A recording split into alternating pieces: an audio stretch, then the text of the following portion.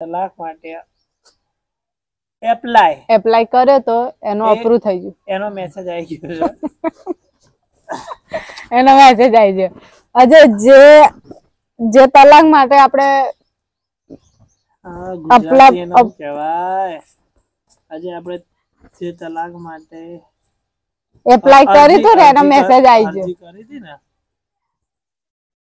એનો મેસેજ સફળ થઈ ગઈ હે. ગુજરાતી ને સફળ જ કહેવાય. ના બા અંગ્રેજી હું બોલીશ, બોલો. તમે બોલ્યો તો હું એપ્લાય કરાવ્યો ને એનો મેસેજ આવી ગયો. પછી હું અજય આપણે જે તલાક માટે એપ્લાય કરાય તો એનો મેસેજ આવી ગયો છે, તલાક અપ્રૂવ થઈ ગઈ છે. તલાક અપ્રૂવ થઈ ગઈ. કેટલી વખત તું બોલીશ આવું નવું કે એટલે એમને એમ બોલે એક્શન. અજય જે તલાક માટે આપણે એપ્લાય કરાય તો ને એનો મેસેજ આવી ગયો હે, એ અપ્રૂવ થઈ ગઈ. અપ્રૂવ થઈ ગયો. અપ્રૂવ થઈ ગયો. અપ્રૂવ થઈ ગયો. અપ્રૂવ થઈ ગયો. અપ્રૂવ એમ બોલું છું, તમારા જ ગલત લાગે બધી વાત. લે હેડો. અપ્રૂવ નું ગુજરાતી થાય મને ખબર. અપ્રૂવ એટલે શું તમે કોમેન્ટ કરો.